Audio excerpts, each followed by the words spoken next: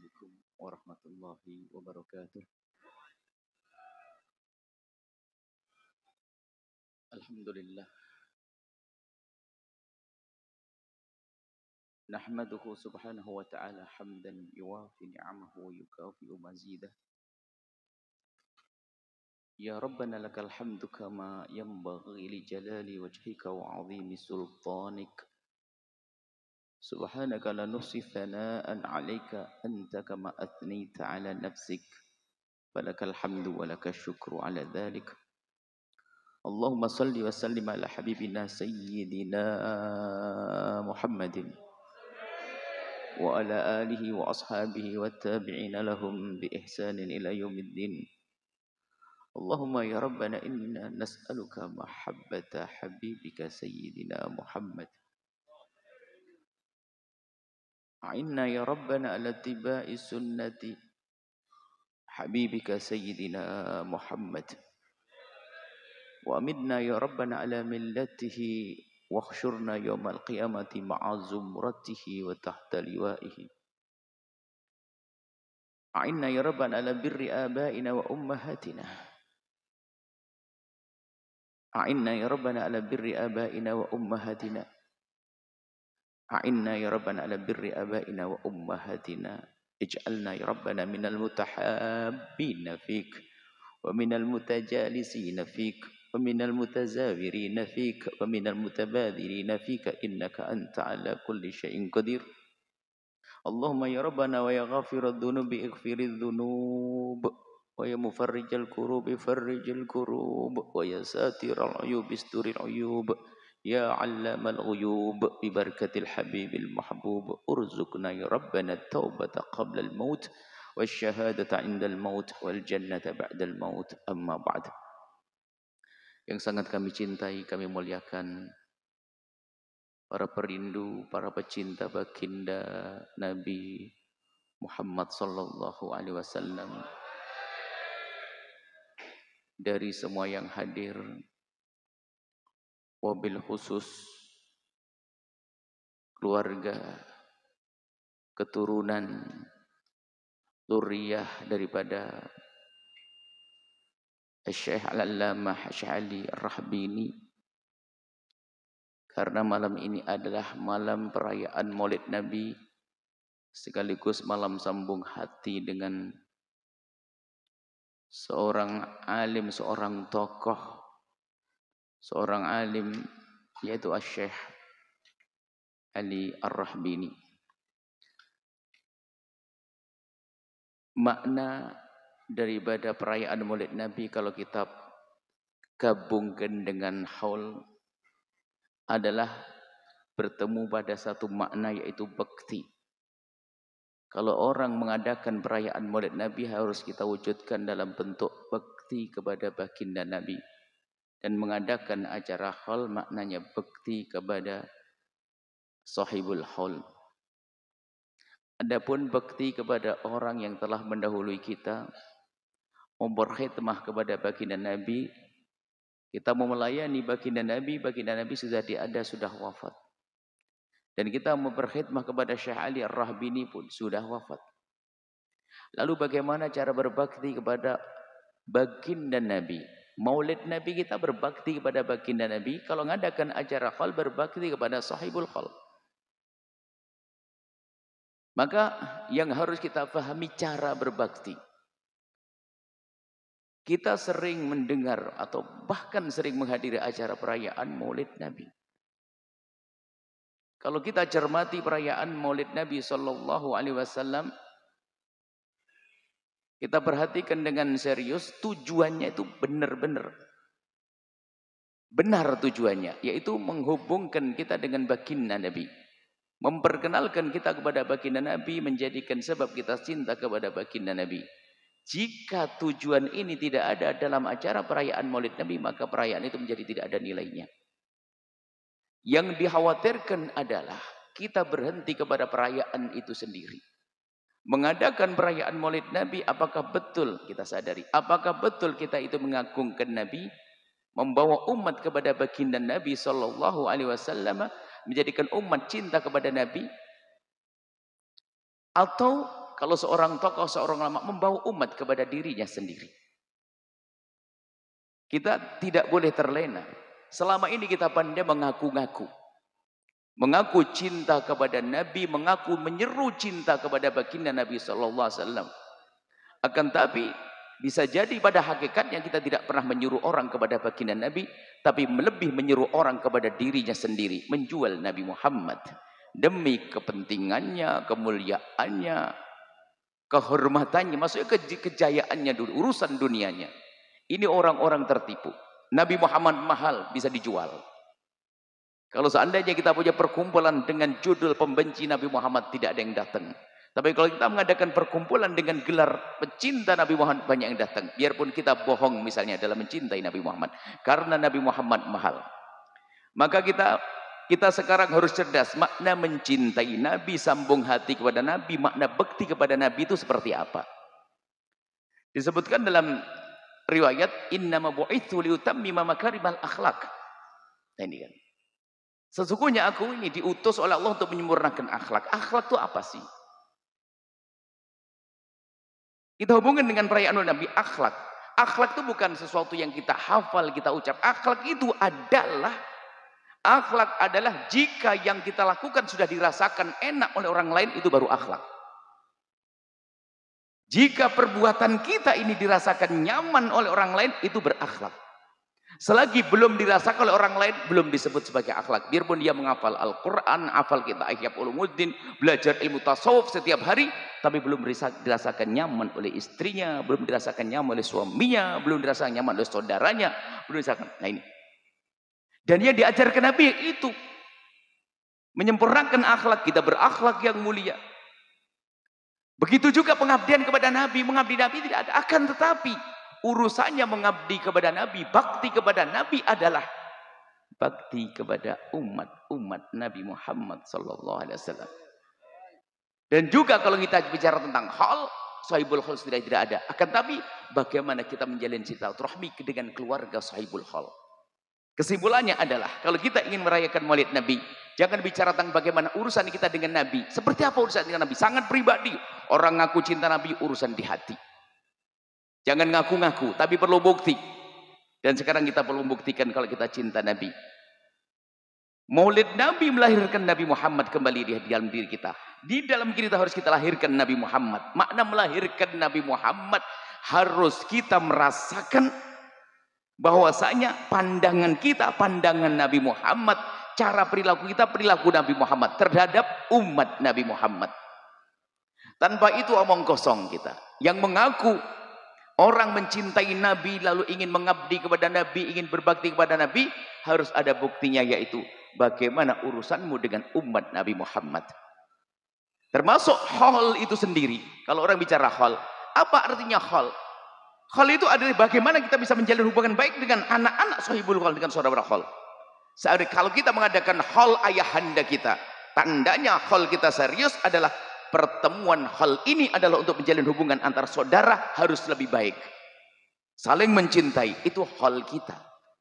Jadi kalau kita bahas syariatnya hal itu harus dihubungkan karena dua acara besar ini. Kalau kita mengadakan acara hal yang harus dipahami di dalam acara hal, yang pertama yang harus ditonjolkan adalah pertemuan itu harus kita jadikan pertemuan untuk jalin silaturahmi antara keluarga sahibul haul. Sehingga terjalin satu keindahan hidup saling mencintai. Kalau kita mengadakan acara perayaan Maulid Nabi, harus yang kita hadirkan adalah bagaimana kita menjalin hubungan baik dengan umat Nabi Muhammad sallallahu alaihi wasallam yang kita temui saat ini. Nah, mari kita sekarang mencermati diri kita sendiri yang katanya setiap 12 hari di bulan Maulid mengadakan Maulid Nabi keliling ke sana kemari. Atau berapa kali kita mengadakan perayaan Maulid Nabi. Sekarang tanyakan dirimu sendiri, wahai hamba yang mengaku cinta Nabi, mengaku ingin berbakti kepada Nabi. Tanyakan urusanmu dengan ibundamu, urusanmu dengan ayahandamu, urusanmu dengan istrimu, urusanmu dengan suamimu. Ini yang perlu kita perhatikan. Perayaan Maulid yang sesungguhnya di situ buahnya. Bukan sekedar ramenya gawe seperti ini, akan tapi di rumah ternyata di sini mungkin kita menangis kepada Allah seolah-olah orang yang khusyuk, tapi di rumah bikin nangis istri. Bukan itu Maulid Nabi. Maulid Nabi harus ada buahnya, ada bukti. Karena apa? Maulid orang kalau sudah betul-betul dia kenal Nabi Muhammad, matanya mata Rasulullah, perilakunya perilaku Nabi, akhlaknya Nabi. Bagaimana mata Nabi Muhammad?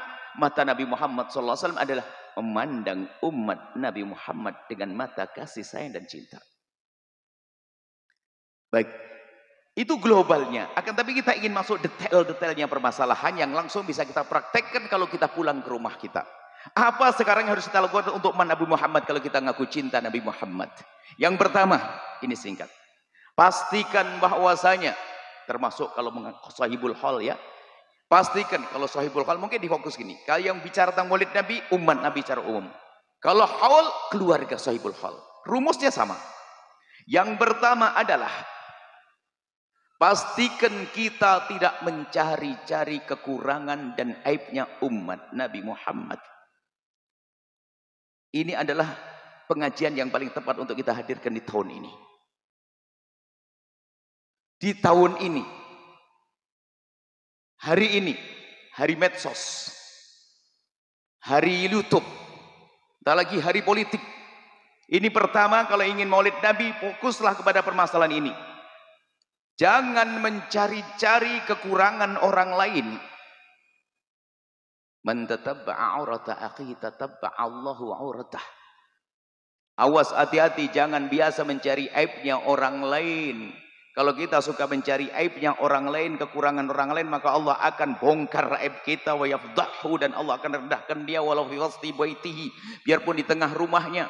Orang yang biasa mencari-cari aibnya orang lain, ketahuilah dia menjadi orang tidak terhormat di rumahnya. Enggak tahu kenapa istrinya tidak menghargai dia, anaknya tidak menghargai dia, dihukum oleh Allah, dia dihinakan di rumahnya sendiri. Maka pastikan mulai hari ini aku tidak akan mencari-cari aibnya orang lain, kekurangan orang lain. Dan ini penyakit. Mencari-cari kekurangan orang lain ini penyakit. Sehingga orang-orang soleh terdahulu, orang-orang soleh itu orang-orang hebat, di saat mau keluar rumah tahu bahwasanya dirinya akan ketemu dengan sanak kerabatnya, tahu kalau dirinya bakal ketemu dengan orang-orang yang banyak, maka dia bersedekah, dan setelah bersedekah minta kepada Allah, ya Allah, tutuplah aib dan kekurangan hamba-hambamu dari mataku ya Allah, dan aku tidak ingin melihat kekurangan mereka. Ini bahayanya hari ini biasa mencari-cari kekurangan orang lain. Bahaya ini. Ini kalau sudah menjadi hobi luar biasa, cerdas. Sehingga ada orang kalau bertamu di rumahnya seseorang, banyak buku sejarah Nabi, ada buku fikih, buku ini. Yang diambil adalah buku agenda. Untuk tahu isinya apa isi keluarga. Kalau ada handphone, singgah di hadapannya 5 menit, dia buka, cerdas, tangan kirinya pun bisa membuka, langsung tutup poin, kepada bisa meringkas, mengulas, bahwasanya dia punya masalah begini begitu. Memang dasar hati busuk. Pastikan kalaupun ada HP dititipkan di tempat Anda sampai Anda mati tidak Anda buka, kecuali diizinkan sama yang punya. Pastikan. Dan kami pun tidak menganjurkan seorang suami ingin tahu isi HP istrinya. Istri pengen tahu HP suaminya. Kecuali setiap orang punya rahasia. Seorang istri punya rahasia dengan kakaknya, dengan ibunya. Apalagi dengan saudara. Dimulai dari hal-hal yang semacam ini. Sebetulnya penyakit. Pengen tahu. Kalau ada HP-nya orang terus gatel. Pengen tolas-tolas sana sini. Buka. Jangan dianggap sepele. Ini akan menjadi satu watak jelek, kebiasaan jelek. Pastikan kalau ada orang nitipkan HP, handphone pada diri Anda tidak akan mengungkar kecuali diizinnya. Atau karena hajat, ini HP siapa? Saya ingin tahu miliknya siapa. Cuman kalau memang orangnya orang biasa mencari-cari kejelekan orang, duduk begini, yang di sampingnya buka handphone, kelirik, tak sudah paham isinya. Padahal kalau ngaji itu nggak paham-paham dia. Na'udzubillah, itu hati busuk. Kalau Anda merasa semacam itu, ingat maulid Nabi kita harus berbenah.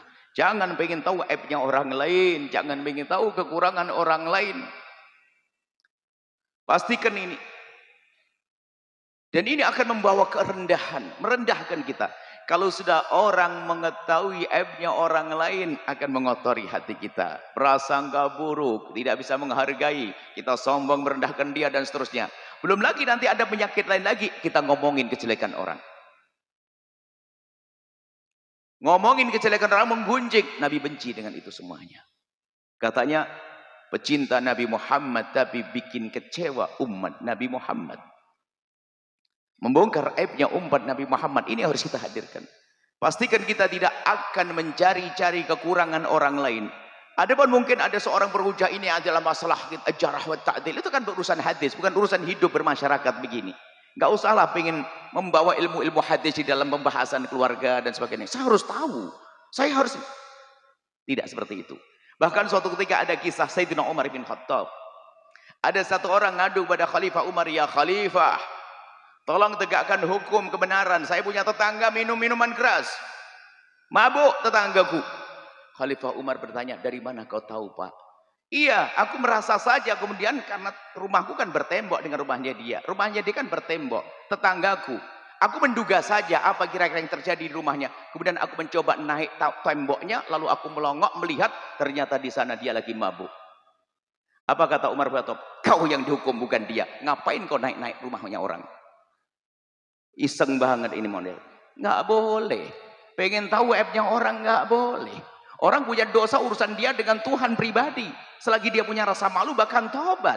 Tapi kenapa kita pengen tahu? Inilah ilmu yang harus kita hadirkan saat ini. Pengen tahu kejelekan orang ini bahaya sekali.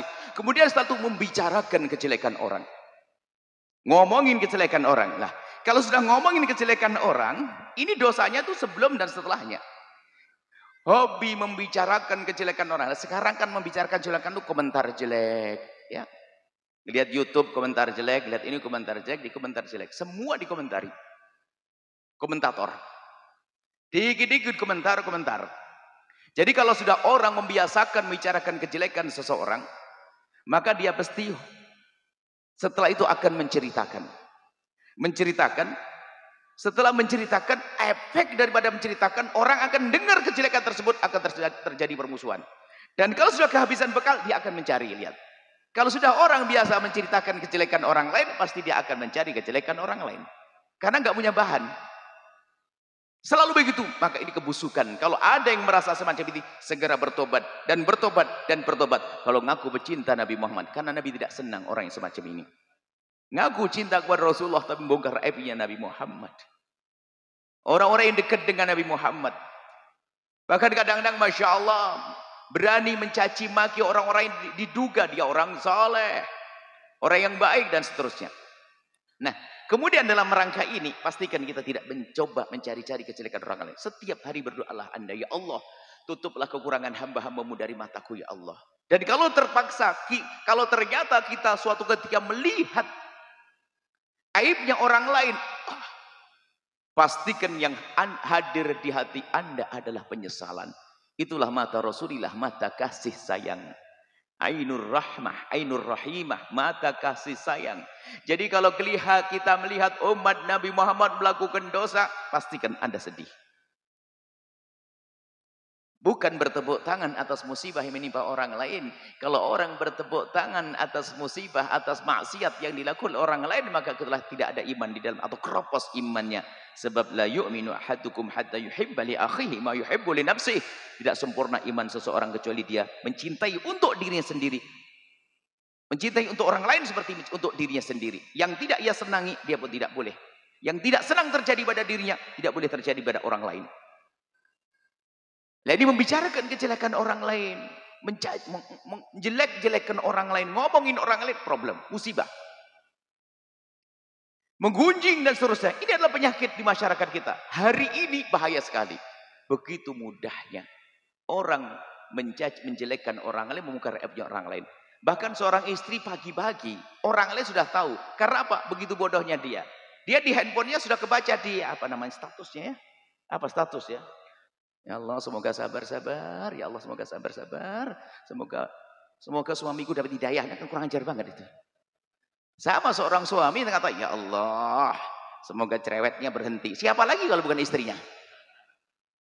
Ini betul, kadang-kadang begitu tuh tidak sadar. Kalau dia menjelekkan, orang lain membaca dengan cerdas hari ini. Karena apa? Kita semua sudah terlatih untuk curiga sama orang.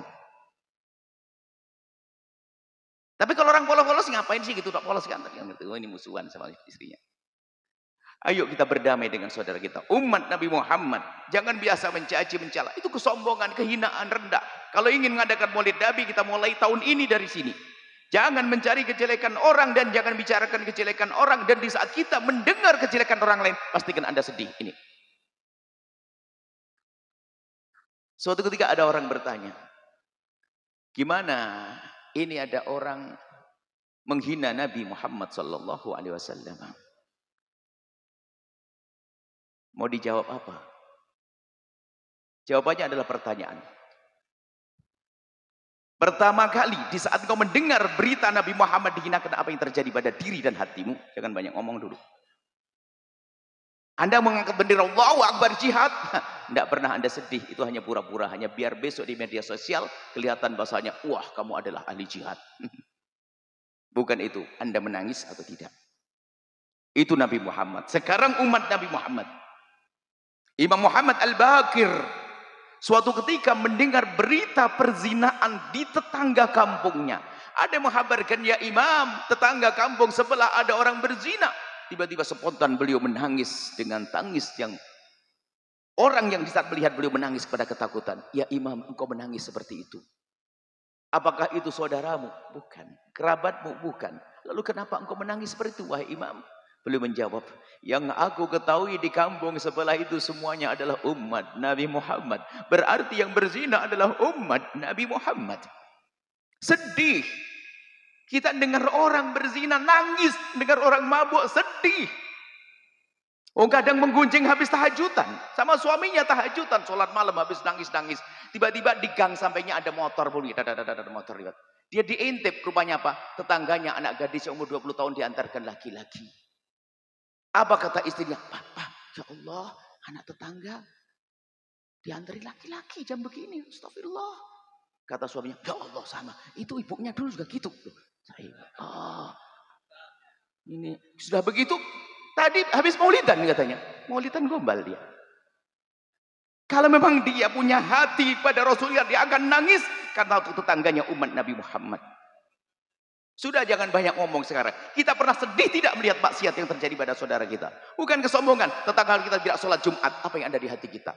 Kemudian tanyakan pada diri Anda sendiri. Anda mungkin dengar tetangga tidak sholat, tetangga zina, tetangga ini, tetangga ini. Tanyakan kepada hati kecilmu. Pernahkah Anda di tengah malam berdoa, mendoakan dengan doa kebaikan, permohonan ampun dan seterusnya untuk orang tersebut atau tidak? Dari sinilah maulid Nabi kita mulai. Jangan banyak ngomong. Kita perlu serius dengan umat Nabi Muhammad. Kita sudah sering, kita dibuat permusuhan di hari ini. Kita diajak berantem sudah. Kita dilatih, lihat.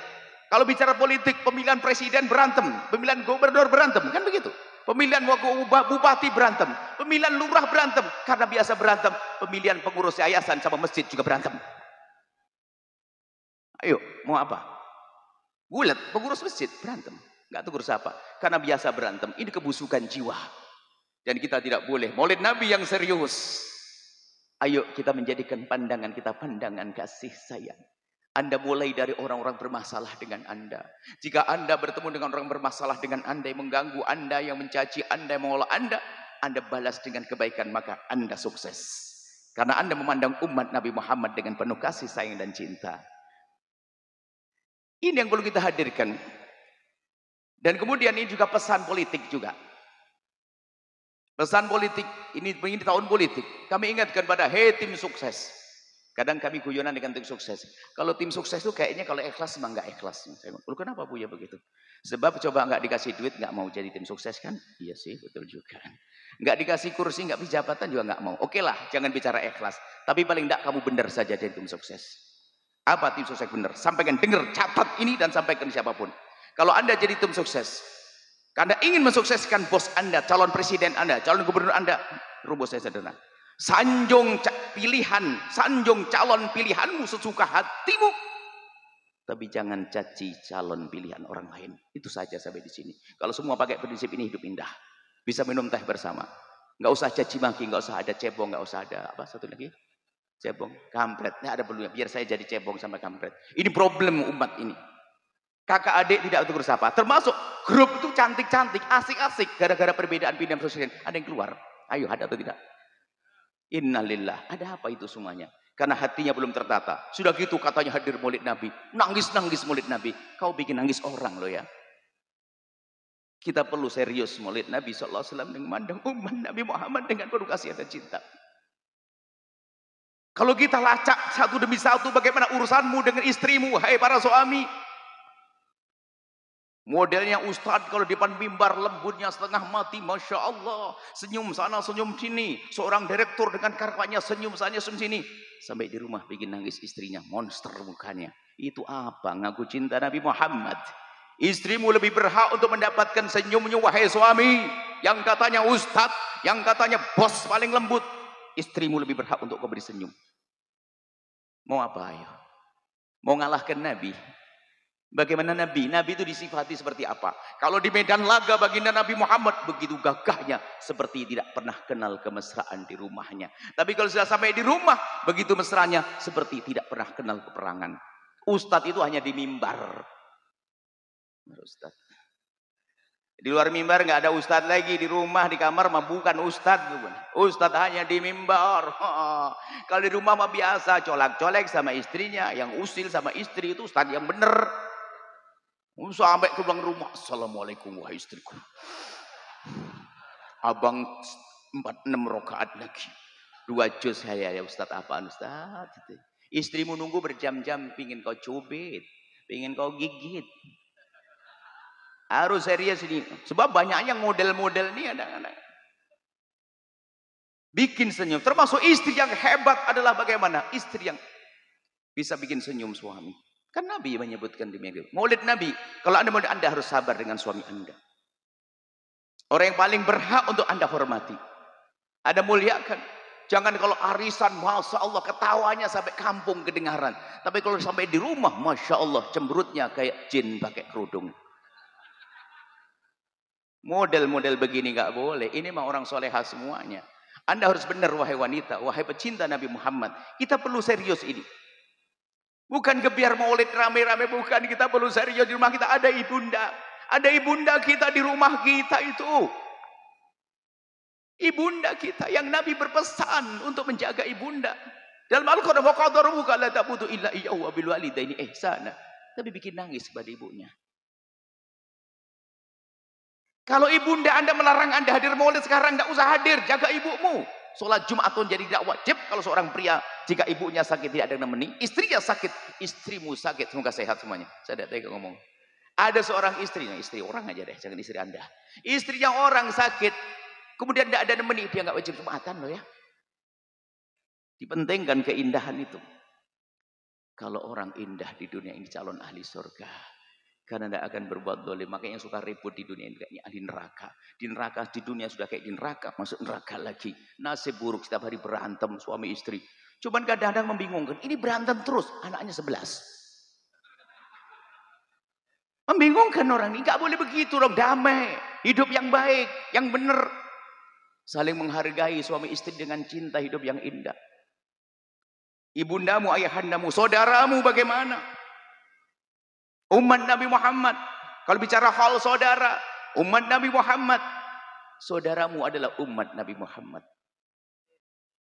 Kadang dengan urusan saudara, na'udzubillah.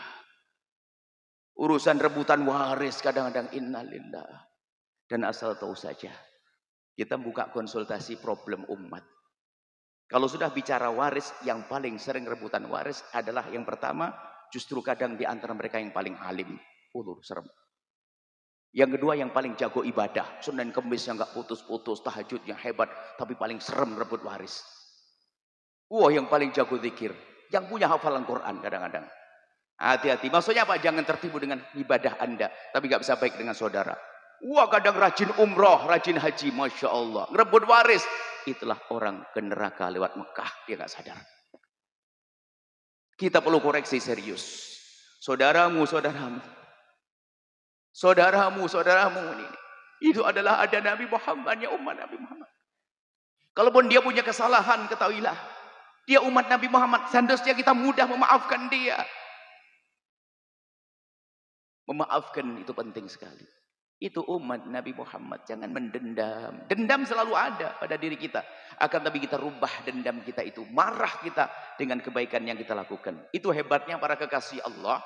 Itu kalau lagi dibikin orang marah. Ada orang bikin kesel kepada dia. Ada orang bikin kecewa. Orang bikin marah. Tidak membalas dengan kejelekan. Akan tapi wal kadhiminal ghaidha wal 'afina 'anil nasi. Berusaha untuk memaafkan. Allah yuhibbul muslimin, berbuat baik. Bukan mereka tidak ada dendam. Tapi di saat dia dibikin marah oleh orang. Uh, ya Allah, orang itu kurang ajar banget. Malah ngasih hadiah. Makanya kalau Anda dikasih hadiah sama kiai jangan GR. Jangan-jangan Anda telah bikin sakit hatinya. Cuman beliau itu karena wali, tidak pengen dia jadi dendam. Makanya Anda dikasih hadiah. Andanya nggak paham GR. Wah, dikasih hadiah. Bikin kesel. Para kekasih Allah begitu hebat. Disakiti malah memberikan kebaikan. Kalaupun kita belum bisa niru 100% nyoba-nyoba deh. Ayo kita belajar. Itulah maulid kita. Dengan yang berbuat baik kita wajib berbuat baik. Dengan yang dolim sekalipun kita memaafkan. Karena sadar ada Nabi Muhammadnya. Ada sebuah kisah. Pada zaman dulu Imam Ahmad ibn Hanbal.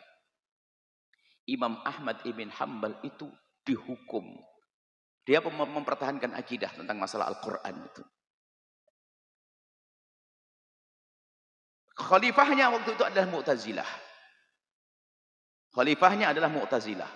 Sehingga Imam Ahmad bin Hanbal itu dibelenggu, dihukum. Kalau sampai dalam riwayat sampai tiga generasi. Setelah khalifah lagi, khalifah. Dihukum, dimusuhi Imam Ahmad bin Hanbal. Disiram di musim dingin, dibelenggu dan sebagainya. Hingga pada akhirnya dibebaskan Imam Ahmad bin Hanbal dalam keadaan belenggunya masih dipegang sama dia. Setelah dibelenggu, dibebaskan, belenggu itu dipegang oleh Imam Ahmad. Suruh nyimpen. Diberikan kepada murid atau anaknya. Tolong simpen ini.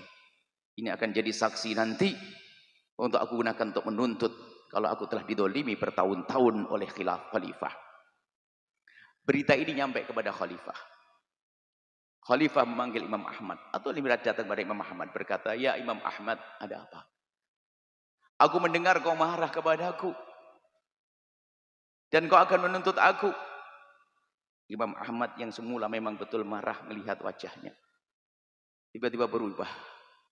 Lalu berkata, setelah aku lihat wajahmu demi Allah, setelah ini aku maafkan kesalahanmu dan kesalahan ayahmu dan kesalahan kakekmu. Karena aku sadari engkau adalah keturunan Sayyidina Abbas ibn Abdul Muttalib. Ada hubungannya dengan Rasulullah sallallahu alaihi wasallam. Ingat ada urusannya dengan Nabi, jadi gak jadi marah. Ayo.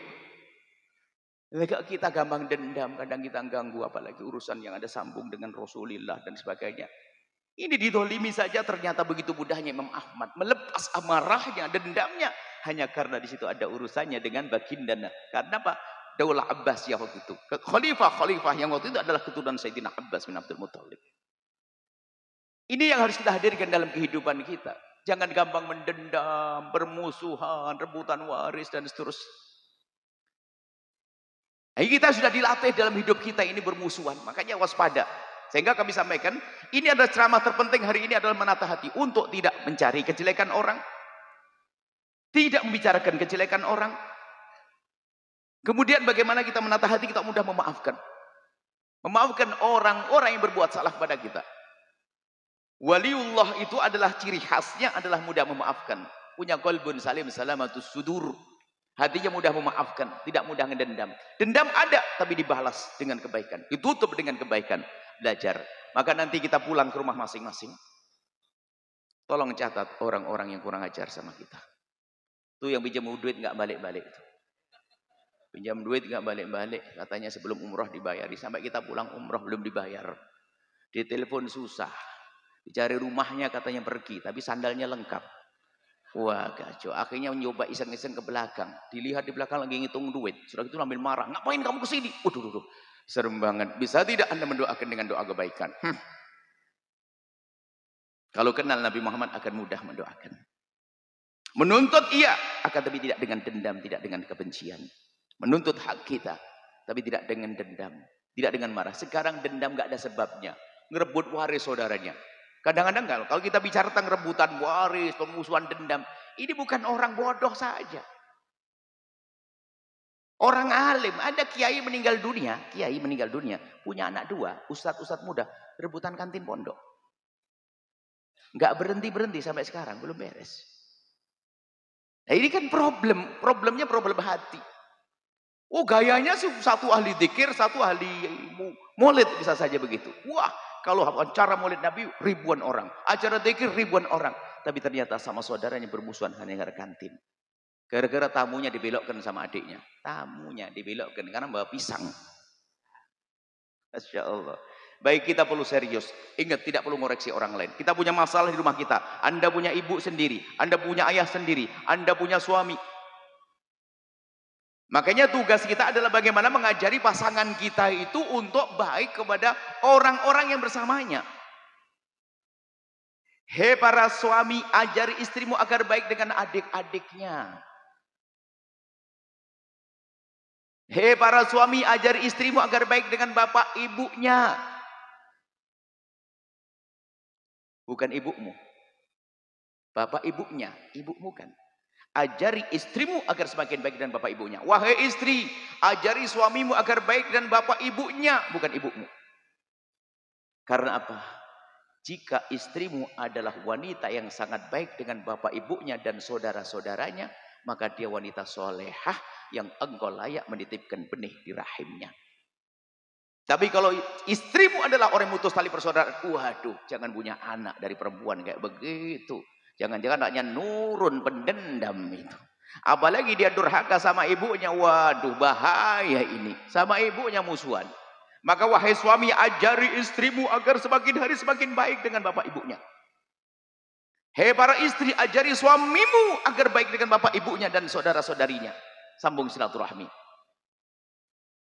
Kalau suamimu itu wahai wanita yang solehah, suamimu sangat baik dengan saudara-saudaranya, suamimu sangat baik dengan bapak ibunya, maka dia laki-laki soleh layak menitipkan benih di rahimnya.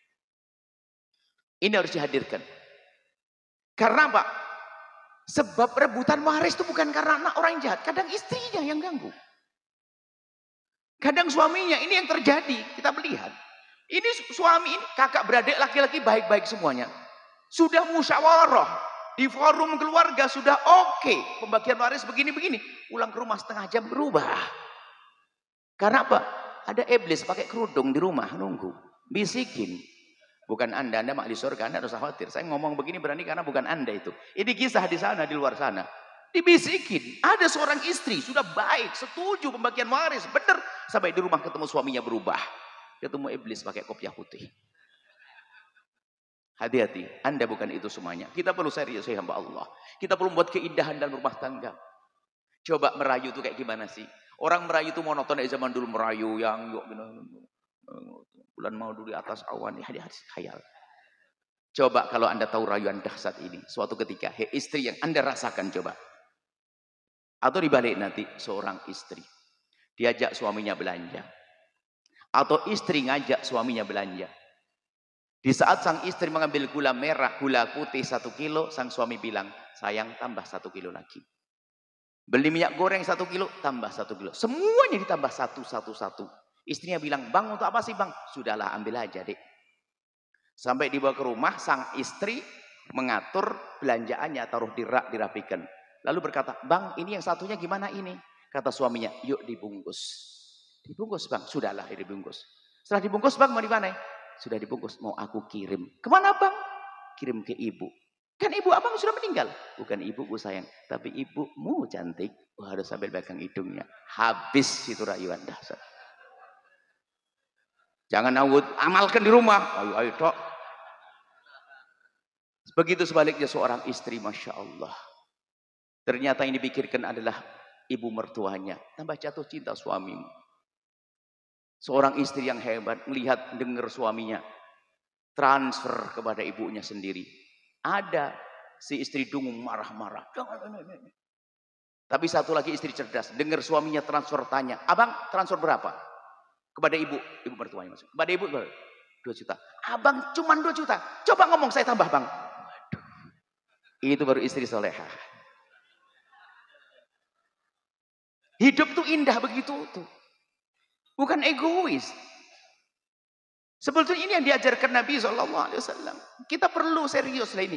Keindahan dalam kebersamaan itu. Tidak ada dendam, tidak benci. Saling mengajari dalam kebaikan. Jangan bicarakan jelekan orang. Itu, aduh. Jangan menggunjing. Kemudian biasakan kita memaafkan.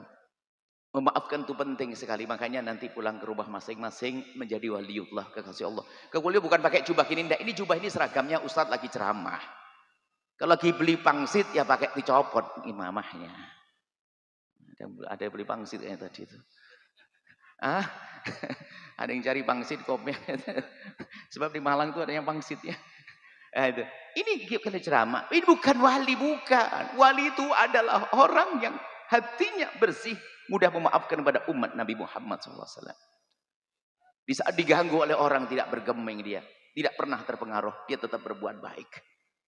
Cuman ujiannya, hei penghafal Quran, hati-hati. Kadang ujianmu adalah gampang marah, musuhan sama saudara. Ini disebutkan, hei ahli dzikir, hei ahli tahajud, hei ahli puasa Senin Kemis, yang banyak ibadah. Kadang ujiannya adalah susah akur sama saudaranya. Kenapa begitu? Dia tertipu dengan ibadahnya. Persis, bukan bah kita. Persis iblis. Iblis itu menjadi sombong karena apa? Karena ibadahnya yang banyak. Dia ahli ibadah iblis itu. Ibadah, ibadah, ibadah. Begitu hebatnya ibadah iblis. Sampai digolongkan dengan rombongan para malaikat. Di saat malaikat disuruh sujud kepada mbah kita Nabi Adam. Wa idh qulna lil malaikati isjudu li Adam fasajadu, malaikat semua pada sujud dan iblis termasuk di dalamnya seharusnya sujud, tapi aba wastakbara, enggak mau iblis sujud. Kenapa iblis enggak mau sujud? Dia mikir, saya ini ahli ibadah dari tahun, saya itu ahli tahajud loh ya, gitu. Saya puasa Senin Kemis iya. Saya punya hafalan Quran. Wah, sholawat saya paling banyak. Ini ibaratnya begitu. Iblis itu bilang, saya itu ahli ibadah, tidak ada sejengkal bumi kecuali pernah digunakan untuk sholat. Kok saya suruh hormat sama Adam? Adam baru diciptakan, belum punya prestasi. Saya ini kiai lama, ini ada kiai baru, ini siapa itu? Ya? Kan ada kiai sama kiai hasud, kan ada. Di sini ada insya Allah ahli surga semuanya. Ini terjadi. Nggak mau ada orang lain maju. Lah hasudnya Adam, hasudnya iblis, sehingga menjadikan iblis macam hasud iblis, sombong iblis. Di saat ditegur iblis, bukan mengatakan mohon ampun ya Allah. Di saat kenapa iblis kau tidak mau hormat kepada Adam, sujud hormat kepada Adam, iblis hujahnya dengan hujah yang tidak bisa diterima. Ana khairun minhu, aku lebih bagus daripada model-modelnya orang itu merasa lebih bagus, makanya kembang banyak. Maka yang ahli ibadah tolong jaga hatimu. Jangan menjadikan ibadahmu kita sombong. Yang punya hafalan Quran tadi yang kita sebutkan. Bukan semuanya. Ini hanya dikisahkan. Imam Ghazali mengisyaratkan demikian kita. Dalam Al-Kashf wa Tabyin, dalam kitab orang-orang tertipu adalah gara-gara ibadahnya. Ibadahnya menjadikan tertipu. Sehingga sudah waliullah. Betentang kayak wali gitu. Melihat orang, ya astagfirullahaladzim, la ilallah, la ilallah, astagfirullah, innalillah. Yang ngerasani orang, pak ilah ilallah. Ayo kita semuanya indah di rumah kita semuanya. Kami husnudon bahasanya. Ini hanya cerita, tidak terjadi di rumah ketidakbaikan ini. Insya Allah semuanya adalah indah di rumah tangganya. Saling mencintai. Suami istri yang indah, saling menghargai, saling menghormati. Dan juga kami ingatkan, wahai suami istri spesial ini. Hei wahai istri, hei wahai suami. Hei suami, jika engkau menemukan kekurangan istrimu, jangan kau sebut-sebut sampai kau mati. Hei istri, jika engkau menemukan kekurangan pada suamimu, pastikan kau tidak akan menyebutnya sampai mati. Sebab apa? Semua orang punya kekurangan. Kalau engkau sebut kekurangannya, dia pun akan menyebut kekuranganmu. Contoh, seorang suami mengatakan, yang, pakai yang lagi. Kenapa hidungmu begitu yang? Pakai yang lagi ngomong begitu. Dia tersinggung, gak enak. Abang sayang, kenapa mulut abang juga gitu? Bales. Bales begitu. Baik, inilah yang bisa kami hadirkan pada kesempatan ini.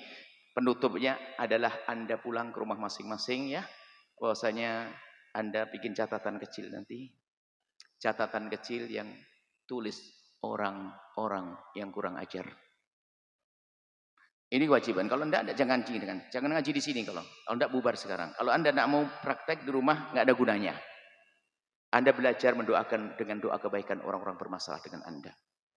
Kalau memang berat, saya kasih resep obat bius. Dengar sabda Nabi SAW dalam hadis sahih riwayat Imam Muslim, "Ma min 'abdin muslimin yad'u li akhil muslimi 'ala dhafril ghaibi illa wa qala al-malaku wa laka bimithlin." Tidak ada seseorang mendoakan orang lain yang orang itu tidak ada di hadapannya. Tidak ada di hadapannya dua makna. Tidak ada di hadapannya secara fisik atau tidak ada di hadapannya dalam arti lagi bermasalah. Kalau kita mendoakan orang lagi bermasalah dengan kita, maka malaikat mengatakan, walaka bimithlin, engkau mendapatkan duluan. Sehingga dikatakan oleh para ulama, ini doa yang sangat mudah dikabul adalah doa dengan cara mendoakan orang-orang yang bermasalah dengan kita. Pastikan Anda mendoakan mereka. Nah, ini kita akan mendapatkan dan hati kita nanti akan bersih. Pastikan sudah, jangan dituruti ketidakmauan Anda. Dan memang kalau lagi belajar doa, mungkin kalau seandainya di syuting jelek banget muka kita, ya Allah. Karena kurang ajar banget dia. Tapi Anda harus bisa. Nah, ini ceramah yang paling penting tahun ini adalah gini, karena ini biasa medsos, caci maki, olok-olokan, orang nonjolkan aibnya dan sebagainya. Kita harus bisa mendoakan. Kalau kita melihat orang bermaksiat, kita doakan, kita harus bisa menangis tengah malam. Jangan berani ngomongin kejelekan orang. Inilah ilmu yang harus kita hadirkan pada kesempatan ini. Dan juga Masya Allah, pada malam hari ini khol Syekh Ali Ar-Rahbini juga. Kami bangga, senang, nyambung kami biarpun tidak secara langsung. Ini ayahanda kami. Ya enggak apa-apa, ngaku-ngaku mantu, enggak ngaku beneran mantu ya Pak. Ya, ngaku-ngaku sih. Semoga kalau Mbah Ar-Rahbini juga beliau seorang yang berkah. Keturunan-keturunan beliau juga banyak ulama-ulama yang tersebar baik di Jawa atau luar Jawa. Dan semoga kita bisa mendapatkan keberkahan daripada Syekh Ali Ar-Rahbini. Dan kami bangga bisa sambung dengan keluarga-keluarga ini. Ini ayahanda kami, ayahanda Mbah Al-Latuf, Masya Allah. Dan juga yang bude-bude yang ada ya, Masya Allah yang ada, Masya Allah. Subhanallah, makasih banyak. Dan saudara-saudari di keluarga, mohon maaf. Dan yang ikut hadir, kami ucapkan terima kasih. Ikut doakan mbah kita, mbah kami, Masya Allah. Dan insya Allah akan dapat keberkahan. Tapi pulang indah insya Allah. Salam untuk istri, tapi tolong salamnya sambil gigit kuping. Salam buat suami, salamnya sambil gigit kuping. Tolong ya, yang indah. Kita harus damai semuanya insya Allah. Bismillah. Allah alam bisawab. Bismillah. Alhamdulillahirrahmanirrahim. Allahumma salli ala habibina Sayyidina Muhammad dari Sayyidina Muhammad. Allahumma ya Allah, pandang kami dengan kasih sayang dan cinta darimu ya Allah. Berikan kepada kami segala kebaikan di dunia dan di akhirat. Ya Allah, jadikan kami hamba yang saling mencintai karenamu ya Allah. Saling mencintai karenamu ya Allah. Dan kami mohon jika ada orang berbuat zalim kepada kami, jika ada orang aniaya kepada kami, jika ada orang menfitnah kami, jika ada orang menggunjing kami mohon ya Allah, ampuni dia. Jangan hukum dia ya Allah, karena dia umat kekasihmu Nabi Muhammad ya Allah. Kami tidak rela jika ada orang masuk neraka karena kami ya Allah.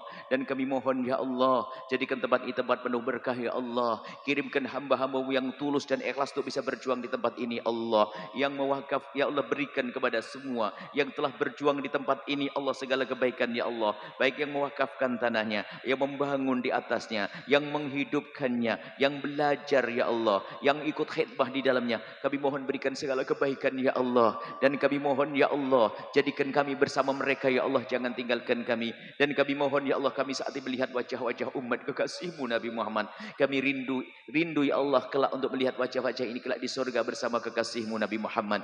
Dan kami mohon jika ada di antara mereka yang sering cekcok dalam keluarganya, kami mohon ya Allah berkat kehadiran mereka di tempat yang mulia ini, jadikan hati mereka semakin lembut sehingga hidup mereka semakin indah dalam cinta karenamu ya Allah. Hidup mereka bahagia ya Allah. Dan kami mohon ya Allah, jauhkan kami dari durhaka kepada orang tua kami ya Allah. Ampuni kami ya Allah. Jika ada di antara mereka ada hamba-hambamu ya Allah yang sering bertutur kata yang kasar kepada orang tua mereka ya Allah, sering menyakiti orang tua mereka, sungguh mereka adalah ahli neraka yang berjalan di atas bumi. Maka kami mohon ya Allah, lembutkan hatinya sehingga mereka bisa berlemah lembut dengan ibundanya dan ayahandanya, dan ampuni dan jadikan ahli surgamu ya Allah. Ya Allah, jangan sampai ada di antara kami yang berani mengangkat suara di depan ibunda dan ayahanda mereka.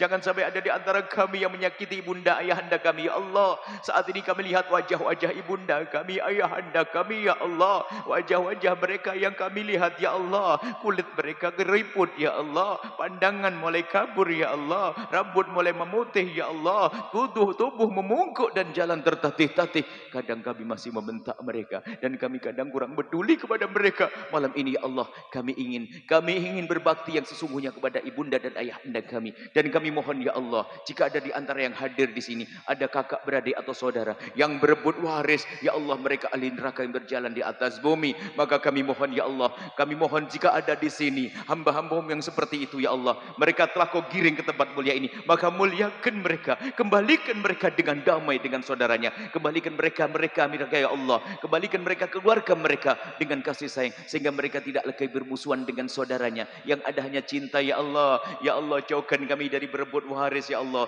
jauhkan kami dari bermusuhan karena berebut waris ya Allah, dan kami mohon ya Allah, jauhkan kami dan tetangga kami dari meninggalkan salat, jauhkan kami dari minuman keras, jauhkan kami dari judi ya Allah, dan kami mohon ya Allah, jauhkan kami semua dari zina yang busuk, hina dan kau hinakan ya Allah.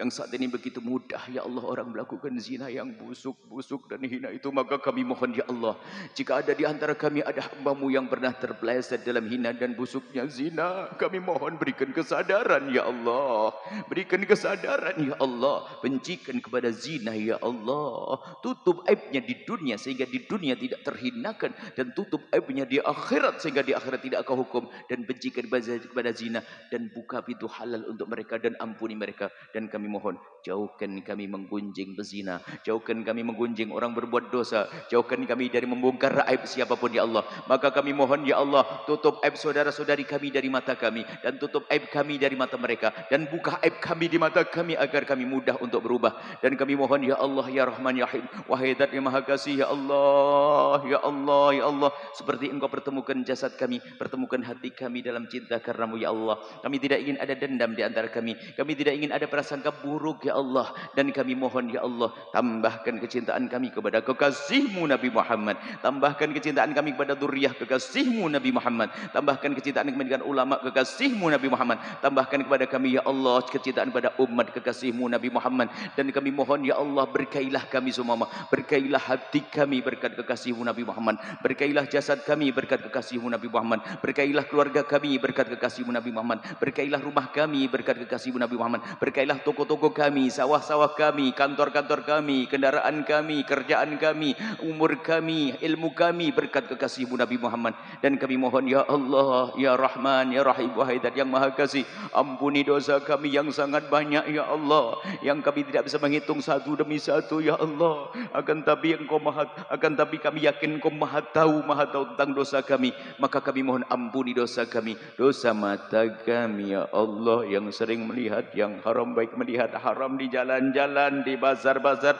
kadang melihat di handphone dan laptop kami keharaman, maka kami mohon ya Allah, ampuni dosa mata kami ya Allah. Sungguh dengan dosa-dosa itu cukup Kau untuk menghancurkan mata kami, tapi kami mohon jangan hancurkan mata kami, dan ampuni mata kami dan jaga mata kami ya Allah, dan jaga telinga kami dari mendengar sesuatu yang menjadikan sebab Engkau murka. Ampuni kami semua ya Allah, dan jadikan majlis yang ahli surga ya Allah. Seburuk apapun siapapun yang datang ke tempat ini, kembalikan ke rumah mereka menjadi orang-orang yang Kau cintai ya Allah, dan jangan tinggalkan satu pun dari mereka kecuali Kau ampuni mereka, Kau angkat derajat mereka, Kau muliakan mereka. Yang sempit rezeki ya Allah, lapangkan rezeki mereka dengan rezeki yang halal penuh berkah, yang sakit sembuhkan, yang punya hutang mudahkan dalam bayar hutang-hutang mereka. Dan kami mohon ya Allah, yang belum menikah mudahkan mereka untuk mendapatkan pasangan, orang-orang mulia yang Kau muliakan, yang menjadi sebab mereka mulia di dunia dan di akhirat ya Allah.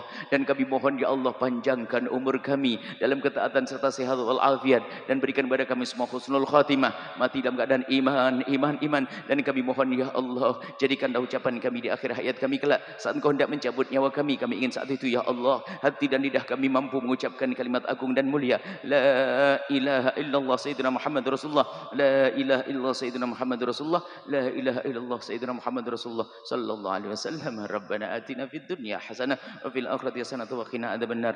Sallallahu alaihi sayyidina Muhammadin wa ala alihi wasallam. Alhamdulillahi rabbil alamin. Sallallahu